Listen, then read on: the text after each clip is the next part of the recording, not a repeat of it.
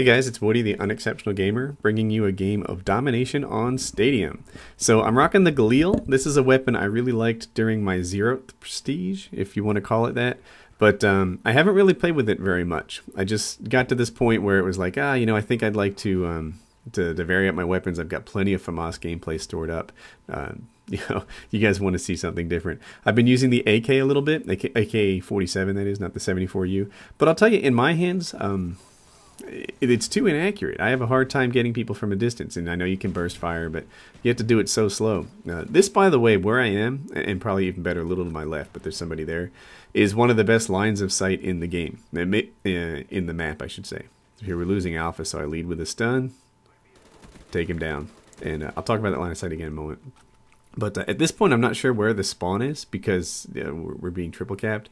So I'm just going around the back, clearing them, making sure the area is empty, and then I grab this flag. And you'll see they're trying to hold that triple cap. Guy comes sprinting at me shortly. See him? There he is. But it doesn't work. So I wasn't running flak jacket either. So yeah, just got it. But that line of sight. So the line of sight I was in, it has a line on Bravo, which is of course the key place in this map, and it has an easier area of retreat than the equivalent line of sight, which is like directly above Bravo in this little balcony area. So yeah, if you have the flags you need already, that's not a bad place to hang out and secure the map. You know, the whole point of domination, and my subs already know this, the whole point of domination, of course, is to own about 2/3 of the map. To own 2/3 of the map, know where they spawn, let them have one flag, and let them come to you. And as they come to you, you can have these positions of advantage. It doesn't necessarily have to mean capping, but look, let them, camping. It doesn't necessarily have to mean camping, but let them be the guy who gets caught in mid-sprint while trying to furiously come back and get the flag. While you can be that guy who is moving slowly, already has what he needs, and works map like he's supposed to. So I didn't shoot at that guy, and that was actually a pretty good move. I die in a moment here anyway. But you don't want to shoot guys, and I think this is basic stuff. You don't want to shoot guys if you're not going to get that kill. If you shoot a guy and get maybe a hit marker or two on him in Halo, then you've done your team a little service. You can call out where he is, let somebody finish him up, and that's how that goes. If you shoot a guy and get a hit marker or two in Call of Duty, well, he's going to heal so quickly, it's not going to get you much. By the time you call him out, he's probably better. And all you've done is give away your position, which isn't all that helpful. Did you see what happened there? The napalm got me. I thought because I was under a roof and because I was on the 2nd floor that the napalm was less likely to take me out, which seems to be true normally in Call of Duty, but certainly not this time. So yeah, there's 2 guys there, and they're down. So anyway, cooked grenade, yay for me. This is the line of sight. This is probably the 2nd best line of sight in the game, and then the stadiums to the left on the 2nd floor are also a pretty good line of sight. One spot that not a lot of people know about yet, and I've never actually even been up there, but I've been killed by guys who were up there. There is a garage right next to CDOM on this map, and if you look on the side of it, which is the furthest side of it from where I'm standing, if you know this map well enough, if you're oriented that well, in the side that faces the edge of the map. So let's do this. If you're standing in the building looking at CDOM, there's a ladder on your left, and it'll put you on the roof of CDOM.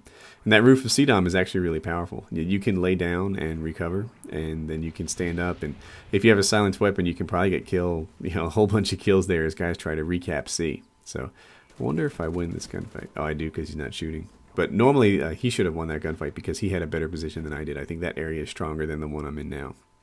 So what I'm trying to do is organize a little bit of a team cap here, and I'm waiting for this to happen. Because I know that if I just jump on B on my own right here, I'm not going to get anywhere. And then what happens is I end up getting the napalm, telling my team that I have napalm and that they can cap this thing in safety compared to to what it would be if there wasn't fire protecting them. But I'm not sure if it works out or not.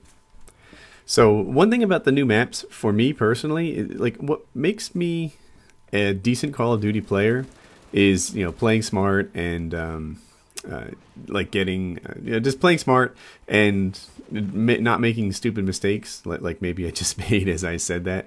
Not making stupid mistakes and knowing my way around the map, knowing common traffic patterns, knowing which way a guy is likely to be looking and things like that. Ooh, cannot get that kill. And But when I go into these new maps, it takes away from my advantage in a really big way. How do I get this thing? Oh, he comes and gets it himself. It takes away from my advantage. You know, what I do well in Call of Duty is, you know, try to make fewer mistakes than the other guy. And that's harder to do when we're all on an equal playing field. A month from now, when I've played this map on a, you know, near nightly basis, then, you know, I'll have an idea of how to play it well, hopefully more so than they do. So, bouncing around with that Galil and the, and the flinch from getting shot. It's hard to get that guy. So before this game started, I got recognized in the lobby. I think Wings and Onslaught were recognized as well. And we had won the game before this. And they were, you know, like, oh my gosh, you know, we just got beat by some of the best gamers in the world. Which I know isn't true. But I'm flattered that he thought it. But it was pretty cool. And you know, we played against him and he was a super good guy. Oh, outgunned him. We played against him and he was a really good guy and we won the first game. Well, then here comes the second one, and it's a much harder fought game than the first one was. But when I play, you know, pretty much my whole deal here is to try and get wins. That's what I go for. I'm not playing for KD. I'm not playing for, you know, really super kill counts or any of that fun stuff. I just I try to win, and you know, so I guess I play for KD in team deathmatch, but not so much in domination. Really don't care.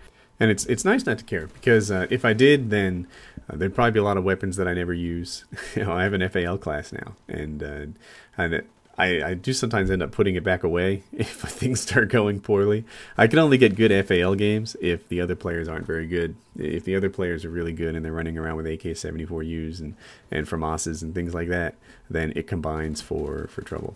So another interesting thing, I watched the live stream with David Vonderhaar, and he did a really, really good job at answering the questions from the stream and from the people that worked at Machinima themselves. So some of the questions were about Ghost. And you know, his answer, while maybe not the one that some guys would like to hear, was, hey, it's not a top-down shooter. Top-down shooter being something like Dead Ops, where you can see from the top, or Contra, you know, where you shoot from the top. He's like, it's not a top-down shooter. That mini-map is just kind of bonus. You know, you really need to be looking straight ahead. And some guys thought the Machinima people should have pressed him a little more on that, because, you know, Ghost is the primary complaint, I think, of this game at the moment. But I thought they did an okay job. Yeah, that was all right. They asked him, what were some of the other things they asked David Vonderhaar about? I wasn't there when they asked him about guns, but he said they were looking at the G11, the FAMAS, and the AK-74U.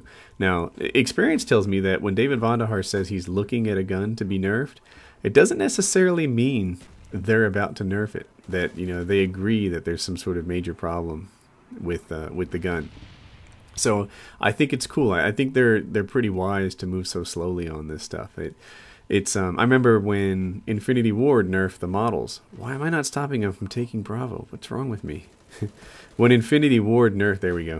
When Infinity Ward nerfed the models, the 1887s in Modern Warfare 2, they turned them from a gun that had some utility to guns that nobody used, that were just underpowered, short-ranged, you know, junk. And I think there's a balance to be struck. Like maybe they did pretty well in this game when they nerfed the AK-74U. You know, they increased the recoil a little bit, but the AK-74U is still a fully viable weapon. I wouldn't want them to take the FAMAS and, you know, make the thing a pea shooter and turn it into a weapon that nobody wants to use. So I'm glad that they approached this stuff so carefully, because even small changes can make a big difference.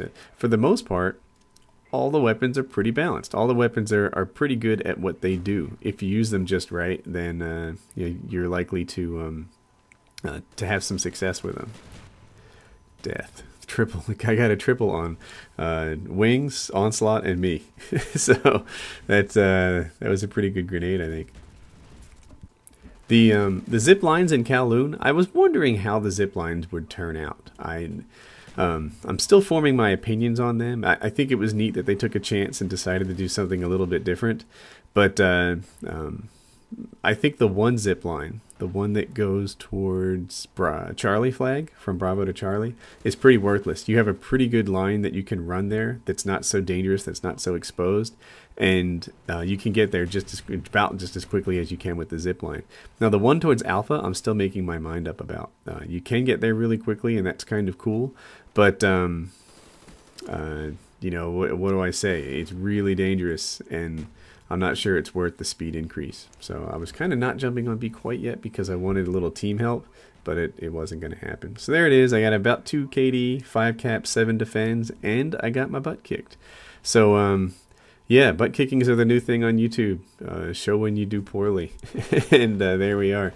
I thought all of us had a pretty good game. It says Onslaught only has 2 caps, but I know for a fact he half of his deaths were trying to take Bravo by himself, and you know that he was playing the objective. So I hope you enjoyed the game.